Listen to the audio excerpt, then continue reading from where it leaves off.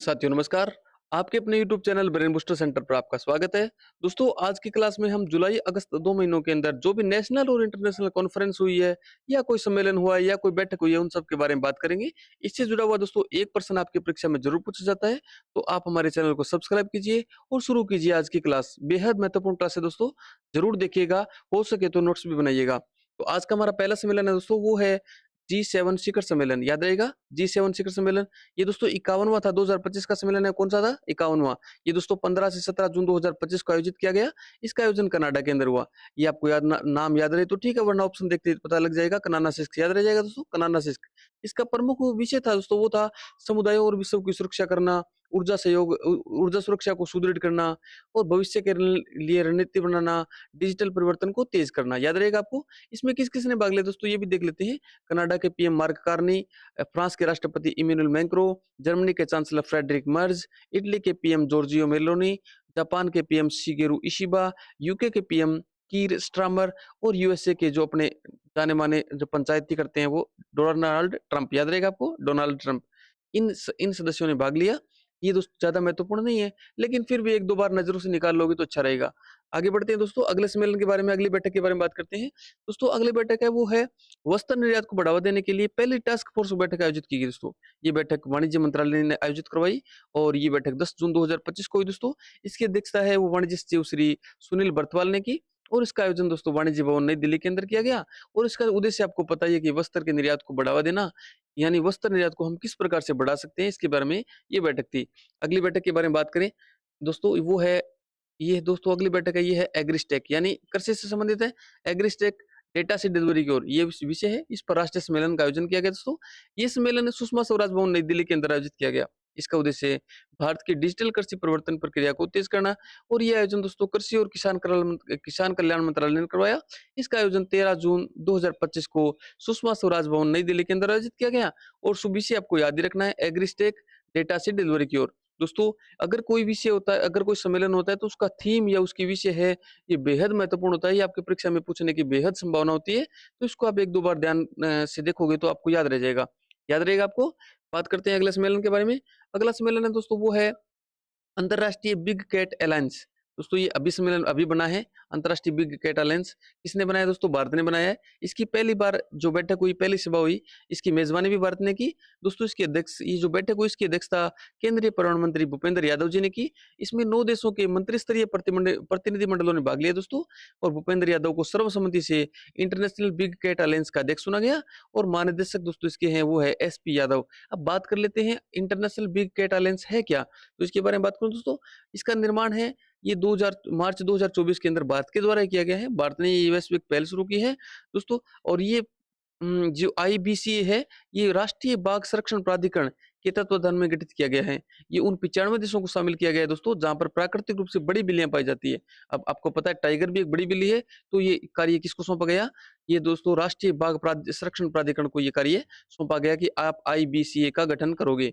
बात करते हैं अगले बैठक या सम्मेलन के बारे में। अगला सम्मेलन है दोस्तों, मोस्ट इंपोर्टेंट है, जलवायु परिवर्तन सम्मेलन होता है, वो बहुत महत्वपूर्ण होता है दोस्तों। तो ये बोन जलवायु परिवर्तन सम्मेलन 2025 का आयोजन बोन जर्मनी के अंदर 16 जून को किया गया। ये बात आपको ध्यान रखनी है, बेहद महत्वपूर्ण सवाल है दोस्तों। आगे बढ़ते हैं, अगले सम्मेलन के बारे में बात करते हैं। अगला सम्मेलन है दोस्तों, वो पहली आसियान भारत क्रूज वार्ता से जुड़ा हुआ है। आसियान भारत क्रूज वार्ता ये क्यों की जाती है दोस्तों? ये भारत समुद्री संबंधों को मजबूत करने के लिए पहली आसियान भारत क्रूज वार्ता है। इसकी मेजबानी भारत ने की है। और भारत और आसियान के बीच, आसियान जो देश होते हैं, आसियान के अंदर जो देश हैं उनको आप एक बार फिर से पढ़ोगे। आप अलग से इस आसियान जो देश होते हैं दोस्तों उनके बारे में अलग से पढ़ोगे। अब ना मैं ये आपको ग्रामकार्य दे रहा हूँ, आप इसे मान लीजिए आपका टीचर है, ये आपको ग्रामकार्य दे रहा है कि आसियान के अंदर कौन कौन से देश हैं, आसियान की स्थापना कब हुई थी, इनके बारे में आप जरूर डिटेल से पढ़ोगे। तो भारत और आसियान के बीच है ना, आसियान देश हैं, उनके बीच समुद्री सहयोग को सुदृढ़ करने के लिए, जो सतत तटीय और क्रूज पर्यटन को प्रोत्साहन करने के लिए, सागरमाला योजना और आसियान कम्युनिटी विजन 2045 को समर्थन देते हुए इंडो पैसिफिक क्षेत्र में आर्थिक और सांस्कृतिक एकीकरण को बढ़ावा देने के लिए ये बैठक आयोजित की गई। दोस्तों आगे बढ़ते हैं, अगला सम्मेलन है वो है गुरुग्राम में शहरी निकाय अध्यक्षों, जो शहरी निकाय हैं उनके अध्यक्षों की पहली बार बैठक हुई थी, उसकी मेज़बानी गुरुग्राम ने की थी दोस्तों। इसका उद्घाटन है वो लोकसभा अध्यक्ष ओम बिड़ला जी ने किया। ये बैठक 3 जुलाई 2025 को आयोजित की गई और ये international centre for automotive technology Manesar Gurugram के अंदर आयोजित की गई। दोस्तों इसमें राज्य और केंद्र शासित प्रदेशों के शहरी निकायों यानी यूएलबी के अध्यक्षों ने भाग लिया और इसका सब्जेक्ट आपको मैं एक बार फिर से बता रहा हूँ, सब्जेक्ट आपको बिल्कुल याद रखना है। संवैधानिक लोकतंत्र को मजबूत बनाने और राष्ट्र निर्माण में शहरी स्थानीय निकायों की भूमिका। ये दोस्तों इसका विषय था। विषय आपको बेहद महत्वपूर्ण है, याद रखना है आपको। एक बार फिर से कह रहा हूँ मैं, सीधा सवाल बनेगा कि गुरुग्राम में शहरी निकाय अध्यक्षों की बैठक का विषय क्या था? इसमें 4 ऑप्शन दिए जाएँगे और आपको उनमें से एक चूज़ करना होगा, तो विषय को 2-4 बार पढ़ोगे, याद रह जाएगा। आगे बढ़ते हैं। अगला है दोस्तों रियो शिखर सम्मेलन, ये भी बेहद महत्वपूर्ण है। दोस्तों इंटरनेशनल सम्मेलन के अंदर ये बेहद महत्वपूर्ण है, आपको ध्यान रखना है। रियो डी जेनेरियो ब्राज़ील के अंदर ये हुआ दोस्तों सम्मेलन, 6-7 जुलाई 2025 को हुआ। चर्चा किस विषय पर हुई? वैश्विक सुधारों, शांति और सुरक्षा, बहुपक्षीय सहयोग और जो एआई चल रही है ना, एआई की बढ़ती भूमिका, इन विषयों पर हुई। और इसके साथ-साथ दोस्तों जो पहलगाम हमला हुआ था भारत के ऊपर, एक पाकिस्तान के द्वारा निर्दयी तरीके से क्रूरतापूर्वक हमला किया था, कायराना हमला किया गया था दोस्तों। इसकी कड़े शब्दों में निंदा की गई पूरे विश्व के अंदर और आतंकवाद के प्रति भारत की जो ज़ीरो टॉलरेंस नीति है, भारत ने ऑपरेशन सिंदूर चला करके पाकिस्तान के तमाचा लगाया था, उसका समर्थन किया था सबने कि इसको और लगाना चाहिए, झापड़ लगानी चाहिए। आगे बढ़ते हैं और बात करते हैं अगले सम्मेलन के बारे में। अगला सम्मेलन दोस्तों वो है भारत ऊर्जा भंडारण सप्ताह 2025। इसका उद्घाटन किया गया था। इसका उद्घाटन दोस्तों केंद्रीय राज्य मंत्री हर्ष मल्होत्रा जी ने किया। ये 10 जुलाई 2025 को ये आयोजित हुआ।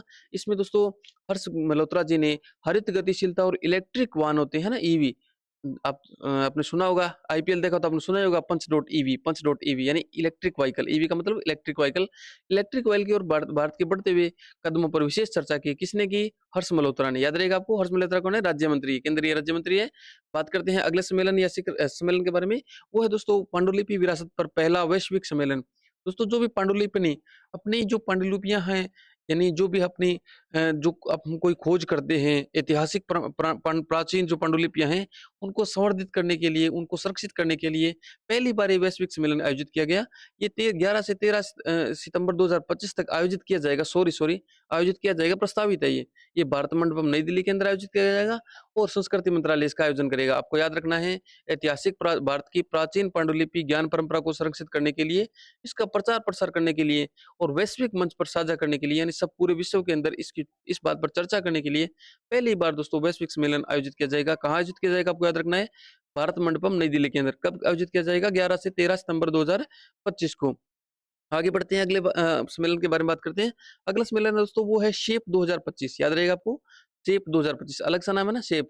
इस शेप का फुल फॉर्म है दोस्तों sustainable hospital architects planning infrastructure and equipment. याद रहेगा आपको, ये दोस्तों army hospital research and federal नई दिल्ली के अंदर आयोजित किया गया और 25-26 जुलाई 2025 को आयोजित किया गया। इस सम्मेलन में दोस्तों सशस्त्र बलों, नागरिक क्षेत्रों और निजी क्षेत्र के विशेषज्ञों ने भाग लिया। बात करते हैं अगले सम्मेलन के बारे में। अगला सम्मेलन दोस्तों वो है बिम्स्टेक। याद रहेगा बिम्स्टेक। ये दोस्तों बिम्स्टेक 1 अप्रैल के अंदर आयोजित हुआ था ना, वो नहीं है ये, वो ये दूसरा वाला है। इस बिम्स्टेक के अंदर दोस्तों क्यों क्या था, ये संगीत महोत्सव था, वो अलग था, वो याद रख, वो अलग है आपका बिम्स्टेक, ये अलग है। दोस्तों ये संगीत महोत्सव है, याद रखना आपको, ये क्या है? संगीत महोत्सव। इसका शीर्षक है सप्त सुर 7 राष्ट्र 1 राग। इसमें 7 देश भारत, बांग्लादेश, भूटान, म्यांमार, नेपाल, श्रीलंका और थाईलैंड भाग लिया। थाईलैंड के कलाकारों ने भाग लिया। ये भारत मंडपम नई दिल्ली के अंदर आयोजित किया गया। ये बात आपको ध्यान रखनी है। बात करते हैं अगले सम्मेलन के बारे में। अगला सम्मेलन दोस्तों वो है डॉक्टर एम.एस. स्वामीनाथन शताब्दी सम्मेलन। दोस्तों इसका उद्घाटन पीएम मोदी जी ने किया। ये देख रहे हो आप मुस्कुराता हुआ चेहरा पीएम मोदी जी का। ये दोस्तों पूषा नई दिल्ली के अंदर आयोजित हुआ और 7 से 9 अगस्त 2025 तक ये चला। इसका विषय फिर एक बार से कह रहा हूं मैं दोस्तों, फिर से कह रहा हूं मैं, सम्मेलन का विषय आपको याद रखना है सदाबहार क्रांति, जैव सुख की राह। दोस्तों एम.एस. स्वामीनाथन आपको पता है कौन थे? भारत के अंदर हरित क्रांति के जनक थे। हरित क्रांति आई तो भारत है उस खाद्यान्न के क्षेत्र में आत्मनिर्भर बन गया था। उन्हीं को याद करते हुए, उन्हीं के सम्मान में ये जो शताब्दी सम्मेलन है ये आयोजित किया गया। क्योंकि आपको पता है 1925 के अंदर दोस्तों इनका एम.एस. स्वामीनाथन का जन्म होता है। 2025 के अंदर पूरे 100 साल हो जाते हैं, तो उनके याद में उनको सम्मान देने के लिए ये सम्मेलन आयोजित किया गया। और इसमें दोस्तों आपको याद रखना है कि एम.एस. स्वामीनाथन पुरस्कार भी जो है दोस्तों वो शुरू किया गया है इन्हीं की याद में, स्वामीनाथन जी की याद में।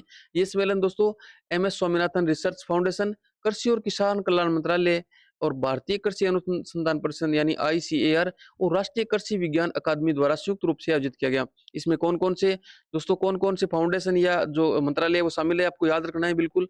एक तो एमएस स्वामीनाथन रिसर्च फाउंडेशन, एक कृषि और किसान कल्याण मंत्रालय, एक भारत कृषि अनुसंधान परिषद और एक राष्ट्रीय कृषि विज्ञान अकादमी। इन चारों ने मिलकर के और ये सम्मेलन आयोजित किया। आगे बढ़ते हैं दोस्तों, अगले सम्मेलन के बारे में बात करते हैं। वो दोस्तों प्रस्तावित सम्मेलन है कोप 33। आपको याद रखना है कॉन्फ्रेंस ऑफ पार्टीज 33। कोप सम्मेलन है 33 2028 के अंदर आयोजित होगा। इसकी मेजबानी भारत करेगा। ये बेहद महत्वपूर्ण बात है हमारे लिए गर्व की बात है कि यहाँ दुनिया के बड़े-बड़े दिग्गज लोग आएँगे, दिग्गज नेता आएँगे। अगला सम्मेलन है दोस्तों वो भी प्रस्तावित सम्मेलन है। ये 2 सितंबर को होने वाला है, सेमिकॉन इंडिया 2025। दोस्तों ये एक एक मंच होता है जिसके ऊपर जो भी बड़े-बड़े लोग आते हैं। जी सेमिकॉन पहले मैं बात कर लेता हूँ थोड़ी-सी। सेमिकॉन क्या होता है दोस्तों? सेमिकॉन या सेमी का मतलब है दोस्तों अर्धचालक। अर्धचालक युक्तियाँ बनती है ना, उनसे अर्धचालक युक्तियाँ पढ़ी होगी आपने, अगर आपने प्लस 2 साइंस के साथ की है तो अर्धचालक युक्तियाँ, सेमीकंडक्टर पढ़े होंगे। तो इसकी थीम है वो है अगली सेमीकंडक्टर महाशक्ति का निर्माण। अगली सेमीकंडक्टर महाशक्ति का निर्माण। ये सेमिकॉन इंडिया होता है दोस्तों, ये एक सम्मेलन होता है। इस सम्मेलन के अंदर बड़े-बड़े नेता, बड़े-बड़े उद्योग जगत के लोग, अकादमिक जगत के लोग, जो नीति निर्माता होते हैं, वो भाग लेते हैं और इसमें दोस्तों सेमीकंडक्टर की डिजाइन और निर्माण के बारे में चर्चा करते हैं। ये जो सम्मेलन दोस्तों यशो भूमि आईसीसी नई दिल्ली के अंदर आयोजित किया जाएगा और 2 से 4 सितंबर तक चलेगा और इसका जो सम्मेलन का उद्घाटन करेंगे वो पीएम मोदी जी करेंगे। ये बात आपको ध्यान रखनी है। थीम एक बार फिर से आपको बता देता हूँ, अगली सेमीकंडक्टर महाशक्ति का निर्माण। दोस्तों इस प्रकार से जितने भी सम्मेलन हैं जुलाई अगस्त के अंदर हुए वो सारे हमने कवर कर लिए हैं। इन सबको आप एक बार ध्यान से देखिएगा। दोस्तों चैनल को सब्सक्राइब कीजिएगा, वीडियो को लाइक कीजिएगा, अपने दोस्तों के साथ शेयर कीजिएगा ताकि उनको भी फायदा हो। थैंक यू दोस्तों।